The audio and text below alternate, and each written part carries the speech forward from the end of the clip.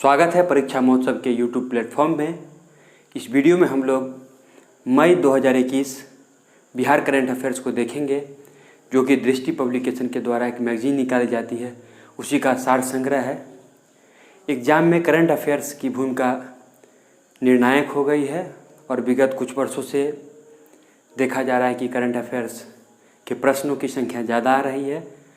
National international के साथ साथ अब स्टेट के एग्ज़ाम में स्टेट करंट अफेयर्स को भी तजब्बो दिया जाने लगा है और उससे भी प्रश्न आते हैं, जो कि अक्सर छात्रों को छूट जाते हैं, क्योंकि नेशनल और इंटरनेशनल करंट अफेयर्स पढ़ने में इतनी बिजी हो जाते हैं कि वे स्टेट पीसीएस के करंट अफेयर्स को ध्यान में नहीं रखते हैं।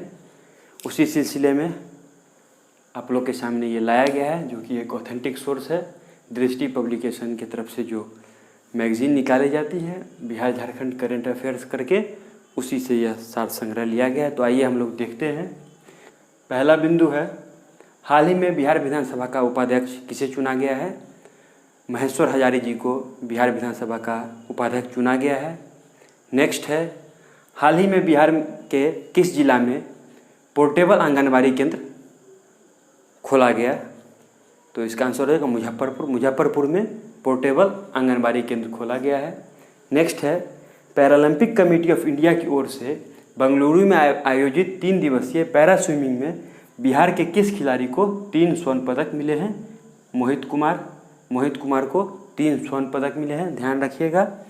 बिहार निवासी प्रसिद्ध अभिनेता मनोज बाजपेयी को किस फिल्म के लिए नेशनल फिल्म फेयर अवार्ड में सर्वश्रेष्ठ अभिनेता का पुरस्कार मिला? तो उनकी फिल्म है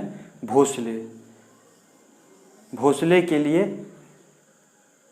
अभिनेता मनोज बाजपेयी, जो कि बिहार से संबंधित हैं, बिहार में इनका घर है, उन्हीं को नेशनल फिल्म फेयर अवार्ड में सर्वश्रेष्ठ अभिनेता का पुरस्कार मिला है। ये ध्यान रखिएगा, इंपॉर्टेंट क्वेश्चन है। नेक्स्ट है, किस जिला में तारामंडल निर्माण की घोषणा की गई? बिहार के दरभंगा जिला में तारामंडल निर्माण की घोषणा की गई है। नेक्स्ट है, मिड डे मील पर आधारित फिल्म बिट्टू को ऑस्कर के लिए नामित किया गया है। यह किस जिला से संबंधित है? यह सारण जिला की घटना है। पहले घटना को जान लेते हैं।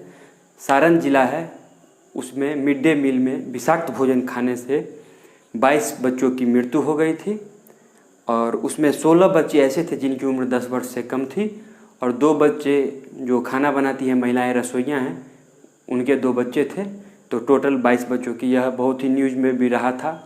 2018 की घटना है, उसी पर एक फिल्म बनाई गई है बिट्टू, तो वो सारण जिले से संबंधित है। नेक्स्ट है, पटना यूनिवर्सिटी में 6.9 करोड़ की लागत से पॉपुलेशन रिसर्च सेंटर स्थापित किया जाएगा, याद रखिएगा, पटना यूनिवर्सिटी।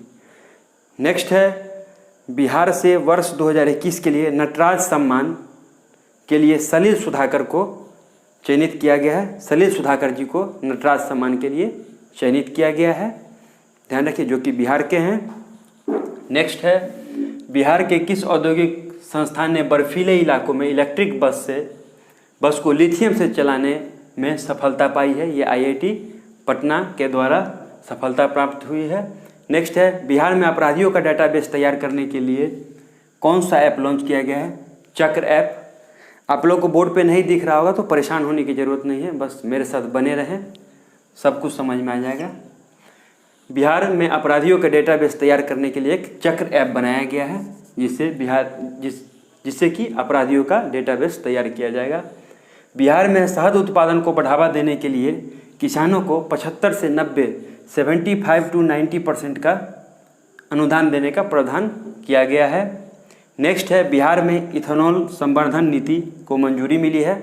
इथेनॉल संवर्धन नीति को मंजूरी मिली है, तो सैयद शाहनवाज हुसैन इसके मंत्री है, उद्योग विभाग के मंत्री हैं। 19 मार्च 2021 को उत्पादन संवर्धन नीति का उद्घाटन किया। इसके जरिए इथेनॉल संवर्धन नीति लागू करने वाला बिहार देश का पहला राज्य बन गया है और साथ ही गन्ना के अलावा मक्का और सड़े हुए अनाजों एवं चावल के द्वारा इथेनॉल तैयार किया जाएगा। नेक्स्ट है, साहित्य अकादमी पुरस्कार 2020 बिहार के 3 साहित्यकार को सम्मानित किया गया है। उसमें पहली है डॉक्टर अनामिका, जो कि मुजफ्फरपुर की रहने वाली है। इनकी एक हिंदी कविता संग्रह है टोकरी में दिगंत के लिए, इन्हें हिंदी भाषा के लिए यह पुरस्कार दिया गया है। दूसरे हैं जो कि मैथिली भाषा के लिए मिला है कमलाकांत झा जी, जो कि मधुबनी से हैं। इनकी रचना है गाछ रूसल अछि के लिए, इन्हें मैथिली भाषा के लिए यह सम्मान मिला है। और तीसरे हैं हुसैन उल हक, गया जिले के रहने वाले हैं। इनकी रचना है अमावस में ख्वाब। अमावस में ख्वाब इनकी एक रचना है। इनके लिए इन्हें उर्दू भाषा के लिए साहित्य अकादमी पुरस्कार मिला है 2020 के लिए। नेक्स्ट है प्रवेशोत्सव।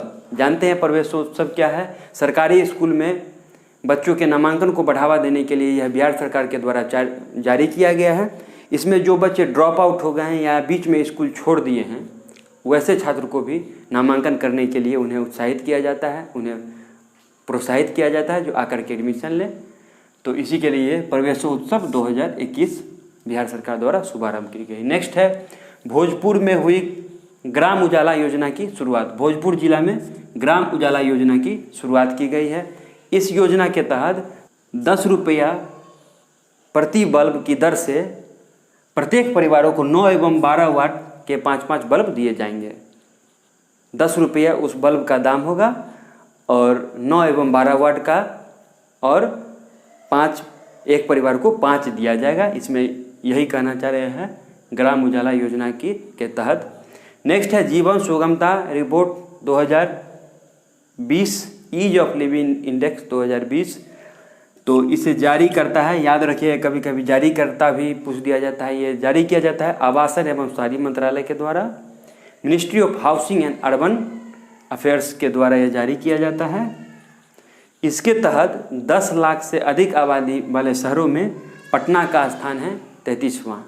ये बिहार से रिलेटेड करंट अफेयर्स है, इसीलिए बिहार के ही शहरों का इसमें नाम होगा। 10 लाख से कम आबादी जनसंख्या वाले में भागलपुर का है 30वां स्थान, वहीं मुजफ्फरपुर का 62वां स्थान है।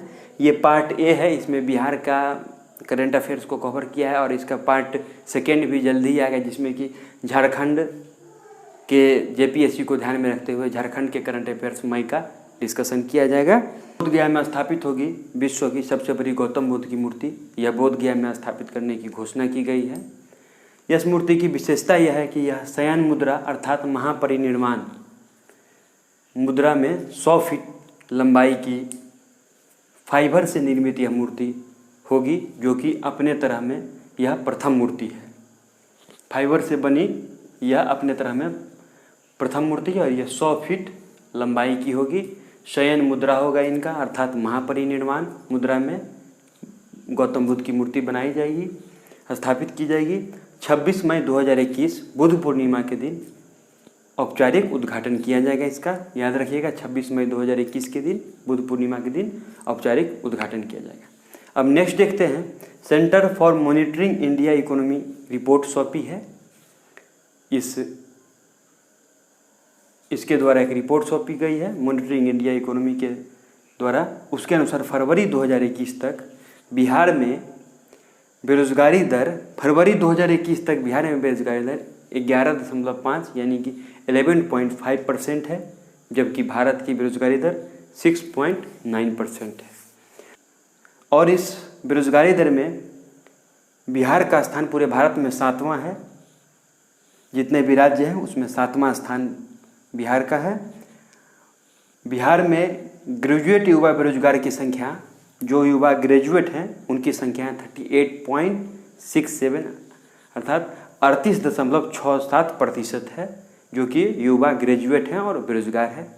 और एक खास बात है कि इस रिपोर्ट के अनुसार बिहार में सबसे ज़्यादा पढ़े लिखे युवा बेरोजगार है। इस centre for monitoring India economy report के अनुसार, जो ये रिपोर्ट सौंपा है उसके अनुसार बिहार में जो है सबसे ज़्यादा पढ़े लिखे युवा बेरोजगार हैं। तो यही बुक है, आप लोग अगर देख पा रहे होंगे तो ये दृष्टि पब्लिकेशन के द्वारा निकाली जाती है। बिहार एवं झारखंड का करंट अफेयर्स है। ये पार्ट 1 था और नेक्स्ट पार्ट 2 भी आने वाला है, इसलिए मेरे चैनल पर बने रहें। धन्यवाद, मिलते हैं अगली वीडियो में।